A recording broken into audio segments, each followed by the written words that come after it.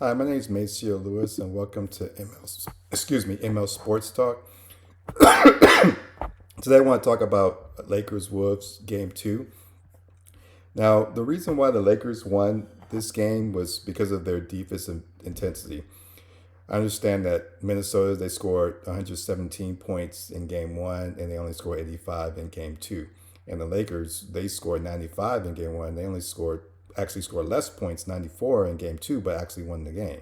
But there's something that the Lakers did in Game Two that they didn't do in Game One, and that was their defensive intensity and physicality. In Game Two, I noticed right away that the Lakers picked up their defensive intensity. They were getting pressure on the ball. They were getting hands in shooters' faces. And then obviously when the Lakers would get rebounds and get forced turnovers, they get points in transition.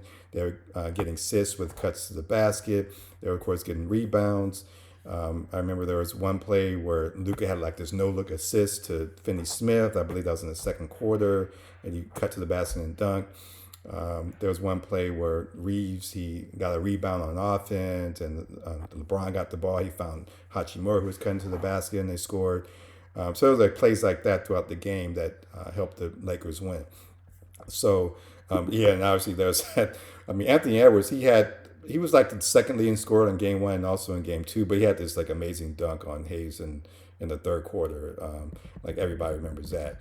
But basically, if you look at the stats, so the Lakers in Game One, um, they didn't get certain players into foul trouble. Okay. So the key players that I want to focus on are Randall, McDaniels, Reed, and DiVincenzo. Now in game one, Randall he had four fouls and he scored 16 points. McDaniels, who was the leading scorer in game one, he had 3 points. I'm sorry, three fouls. Reed didn't have any fouls and he scored 23 points. He actually outscored the Lakers' entire bench and Hachimura combined. And DiVincenzo, we had two fouls and 9 points. So if you add those up 16, 25, 23, and 9, that's a combined 73 points. Okay. That's game one when they weren't in foul trouble. Game two, Randall and McDaniels both had five fouls. Reed and DiVincenzo, they both had four fouls. Now, Randall scored 27. He was, I believe, the leading scorer. McDaniels only had eight. So he had 25 in game one and eight in game two. Reed, who was the leading scorer off the bench for Minnesota and outscored the Lakers bench in Hachimura, he only had 9 points in game two. And then DiVincenzo had 4 points. So they had a combined 48 points if you have 27, 8, 9, and 4. So what was the key difference? It was, of course, the Lakers' defense. I mean, they were getting more physical. They were putting pressure on the ball. They were creating offensive fouls by stopping. You know how they run the play where the opponent is driving the basketball, and then the defender gets in front of them right outside of the key and forces an offensive foul. They're making plays like that. When with the Lakers' intensity, they were forcing Minnesota to get less 3 point attempts, and which obviously led to them making less free 3 pointers. The Lakers were, of course, getting rebounds. They were getting assists, blocks, fast break points. So that was basically the key between game one and game two. If you look at the stats, let's start with the field goals. Lakers had 34 field goals out of 75. Minnesota had 30 field goals out of 79. So Lakers shot 45.3%, whereas Minnesota shot 38%. That's game two. If you compare that with game one, Minnesota had the edge. They scored 44 field goals out of 86, and the Lakers had 33 out of 83. So Minnesota shot 51% and 51.2%, and Lakers only shot 39.8%. So the Lakers shot a little bit better overall in terms of field goals this game, and Minnesota drastically shot a lot less better from game one to game two. 3 point percentage, there was a drastic decrease. Game one, Minnesota clearly had the edge. They had 21 3 pointers made out of 42, so they shot 50%. Whereas the Lakers, they only had 15 3 pointers made out of 41. So that's 36.6%. So in game one, They shot roughly the same amount of 3-point attempts, but Minnesota clearly made more than the Lakers in game one. Compare that with game two, where the Lakers, they made 6 3-pointers, so they made less 3-pointers, and they took 29 3-point shots, so they took 14 less 3-point shots. Compare that with Minnesota, where they made 5 3-point shots, 25. So the Lakers shot 20.7%. Minnesota shot 20%. Okay, so that's not a great 3-point percentage, but it was a drastic more decrease for Minnesota than it was for the Lakers. So compare 21 with 5 for Minnesota and 15 with 6.